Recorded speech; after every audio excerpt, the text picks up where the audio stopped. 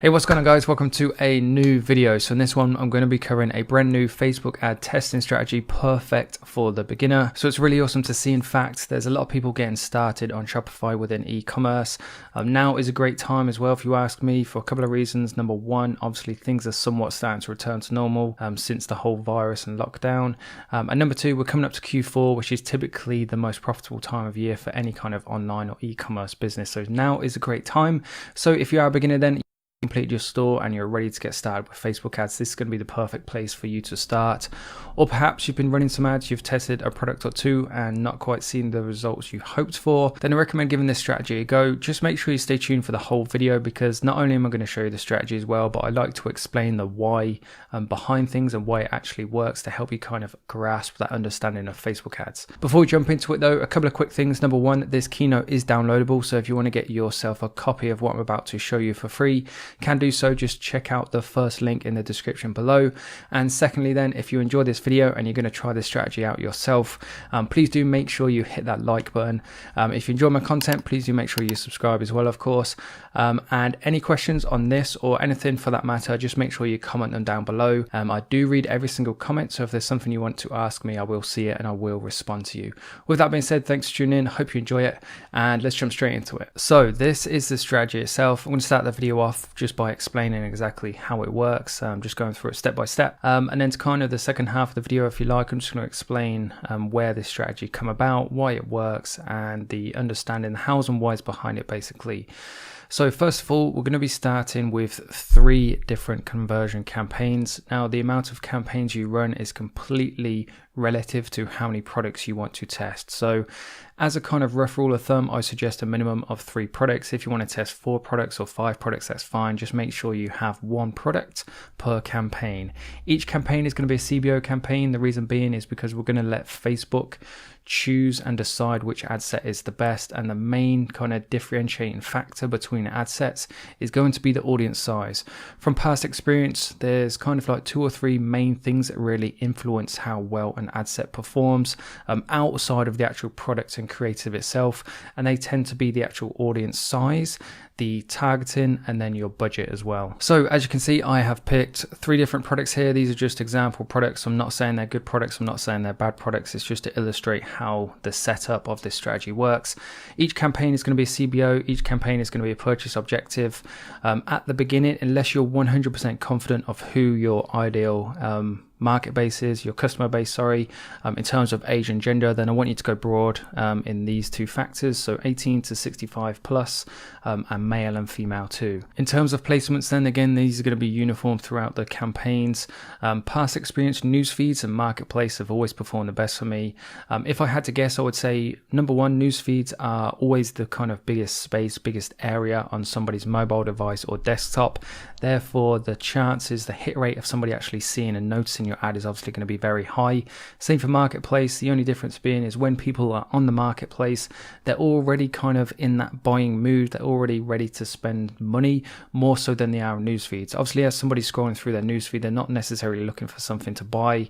They're just going to be looking at whatever's on their news feed, passing time, whatever it is. But people will typically go into the marketplace when they're looking for something to buy. So if you put the right product in front of them, they probably already have their payment information with them, etc. They're just more in that buying mood, which you may have heard me speak about in past videos. The daily budget per campaign is going to be £10. The reason I choose £10 is because it's a bit higher than their typical starting point. Most people start with $5 or £5 per day. Facebook ads being a bidding platform, obviously then people who have a higher budget will tend to win the auction that bit more. So by going a bit higher than that £10, you increase your chances of getting the best selection of your audience basically. So £10 per day per CBO campaign. In each CBO campaign then there's going to be 3 ad sets. All 3 of these ad sets are the same up until this point. So all 3 of the ad sets are purchased. They're 18 to 65. They're male plus female. They're newsfeed and marketplace. And then obviously the daily budget is covered within the CBO campaign. But this is where they start to differentiate, and I'm going to explain the reasons why. So 3 ad sets per CBO campaign. Ad set number 1 is going to have an audience size of in and around 250k. So it doesn't obviously have to be 250k spot on. Anywhere from say 200 to 300k is fine. Ad set number 2 in and around 500k. 2K, and then ad set number 3, 1 million. Now these audience sizes aren't chosen at random. The reason why they work so well is because you're covering all of the bases. Now I haven't gone above 1 million. Some people say go for like 2, 3, 4, 5 million, which is absolutely fine. However, I prefer to go for those larger audience sizes when I'm spending a bit more money. In the beginning, if I'm using small budgets like £10 per day, I go for smaller audience sizes to kind of match the budget. But what I'm trying to basically say is by having different ad sets with different audience sizes, then we're going to cover all bases.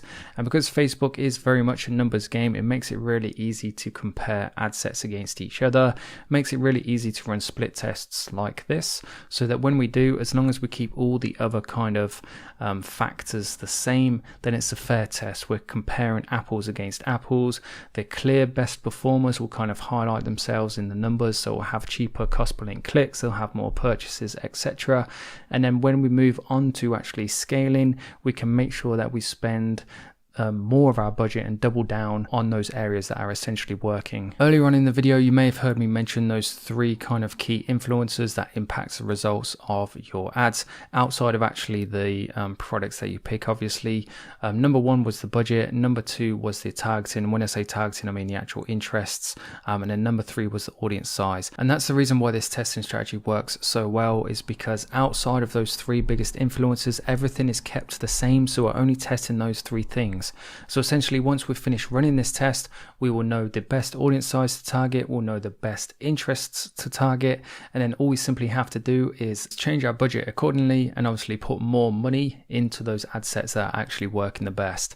In terms of how much time you run this particular test for, I recommend 5 days as minimum. I always run my tests for 5 days, especially if they're conversion campaigns. I usually find conversion campaigns work better the longer you leave them. Obviously, through the learning phase, the more time they have to kind of gather data, the more efficient they become.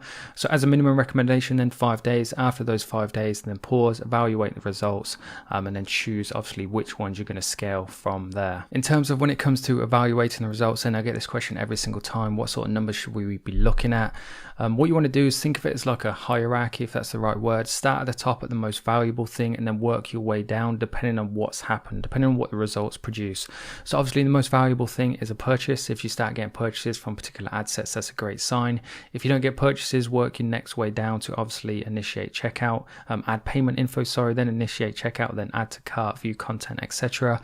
If you don't get any of those, then start looking at things like your quality rankings, start looking at things like your cost per link click. What you want to be keeping in mind is how interested is this particular audience in this product. And obviously the more interested an audience is, the higher likely chance, if that makes sense, you have of succeeding, actually making sales and obviously turning a profit. So that's the kind of underlying question you need to keep asking yourself, is how interested in this audience. And then if somebody was interested in the audience, what kind of things would you be seeing? You'd be seeing cheaper cost per link clicks, you'd see higher quality rankings, you'll see add to carts, etc., purchases and so on. And with that being said, then guys, I think everything is just about being explained. If there's anything you're not sure on, I've said it before, but just make sure you leave your questions down below. I'll answer every single one. And apart from that then, thanks for watching. I really do appreciate the support on the channel. If you enjoyed the video, please do make sure you hit that like button. Please do make sure you subscribe as well for regular content. If you want to follow me on Instagram, my username is Jack Kitchener UK. And then just in case you didn't know, I do run a course called the Ecom Academy. Everything is shown to you on video step by step. It does come with my full support and guidance through email too. If you want to hop on a call and just discuss any questions you have, if you're interested in joining, we can do that for free as well. So for more information, check out the link in the video description below, or simply leave a comment below too, and I can get back to you that way. And with that being said, guys, thanks for watching, and I'll see you in the next one.